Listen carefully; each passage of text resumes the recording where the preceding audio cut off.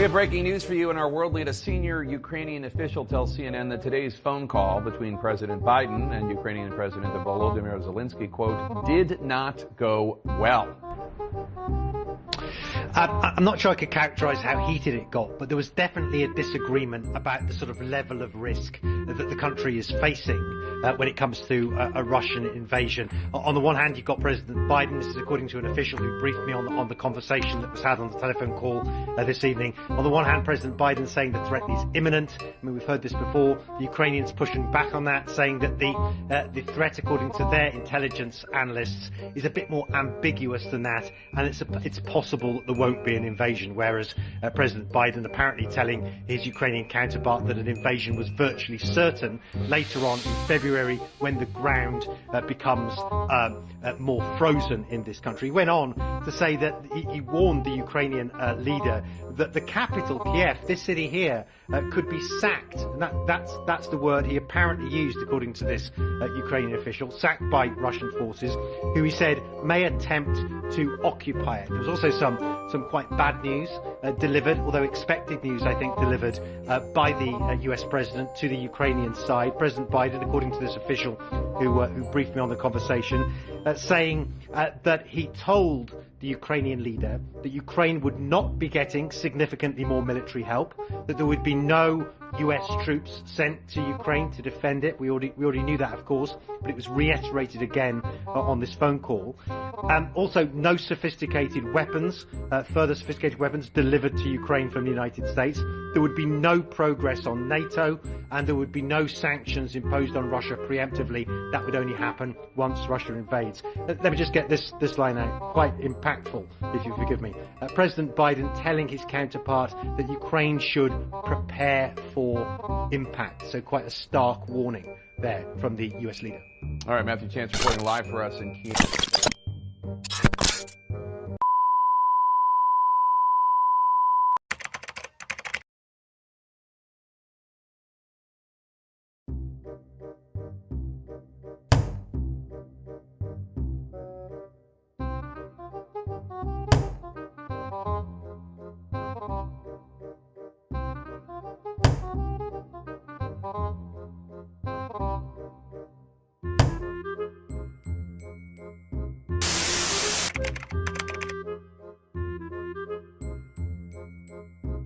So activities, some questions, and we are grateful to the United States for their ongoing support to our sovereignty and territorial integrity. But I'm the president of Ukraine. I'm based here, and I think I know the details deeper than any other president. The question is not about the US president, because, well, we do understand what the risks are and which of those risks are priority risks. And we've discussed lots of questions. I would like to explain this a little bit. It's important that the president should know the situation from me, not from the intermediaries. Axios, BuzzFeed of all places, CNN and myself all reported on the outcome of this completely botched phone call between Biden and the Ukrainians. But then suddenly, within 1 hour of our reporting, CNN goes and deletes all their reports. Natasha Bertrand deletes her tweets about it. Jake Tapper, who had been live on air, they go in and they delete the tweets of the video of Jake Tapper's report on this from CNN's own Twitter feed. And then so our reports are standing out there. The White House is attacking it. Ukraine is attacking it from their president. But essentially, this thing was completely botched. Biden's up there telling them that the city of Kiev, the capital, is about to be sacked imminently the minute the ground freezes over and Russian tanks can roll over because it's too muddy right now. He said, your capital is about to be sacked. You're about to be overrun completely. And you got Zelensky, who's sitting there. He said, look, I live here.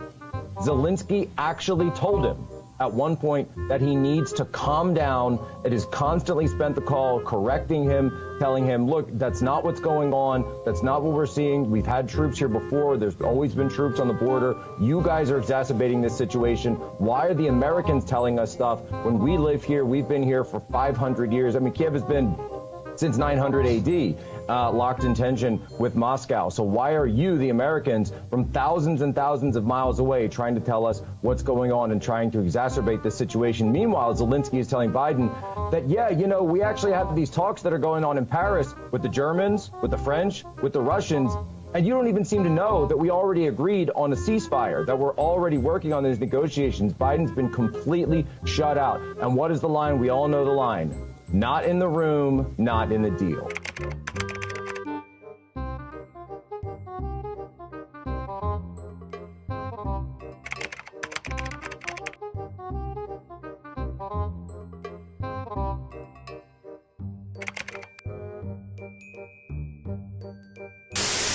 I'm calling the president to release the transcript of the call, let everybody hear what it is, let the House see it, and see what he did. That's what I'm calling. I want the American people to know what that phone call was about. I want them to hear it. So yeah, it's fair. It's sad, but it's using the president's own words. Quid pro quo in that conversation. Well, if that's the case, then why doesn't the president simply release the transcript of that call?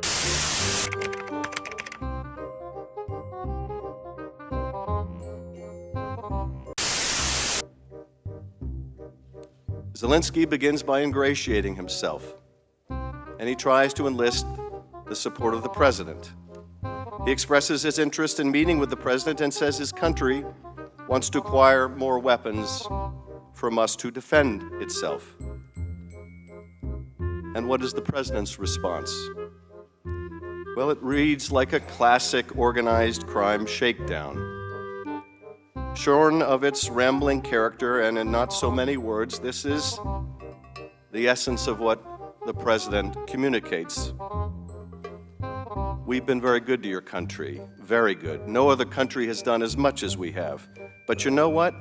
I don't see much reciprocity here. I hear what you want. I have a favor I want from you, though. And I'm going to say this only 7 times, so you better listen good. I want you to make up dirt on my political opponent, understand lots of it.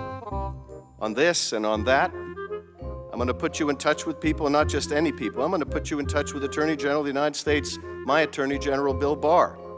He's got the whole weight of the American law enforcement behind him.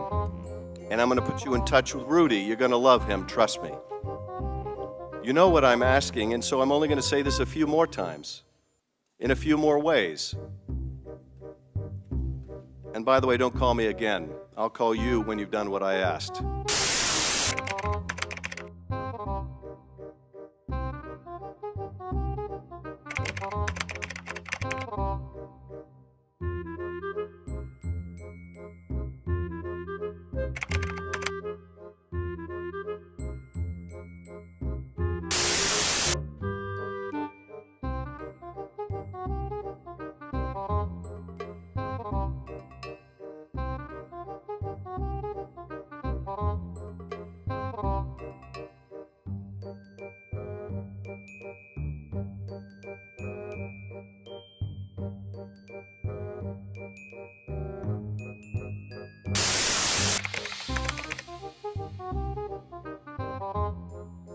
But yes, we would love to talk directly with the whistleblower. We'll get the unfiltered testimony of that whistleblower. Given that we already have the call record, we don't need the whistleblower who wasn't on the call to tell us what took place during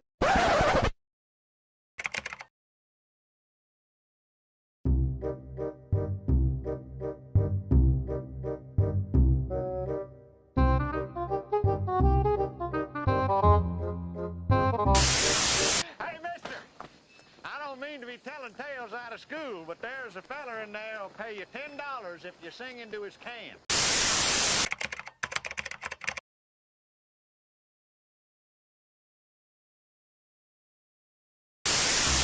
To display just a few of the message he received from people in Congress. The committee is not naming these lawmakers at this time as our investigation is ongoing. If we could cue the first graphic. This one reads, on January 6, 2021, Vice President Mike Pence, as President of the Senate, should call out all electoral votes that he believes are unconstitutional as no electoral votes at all.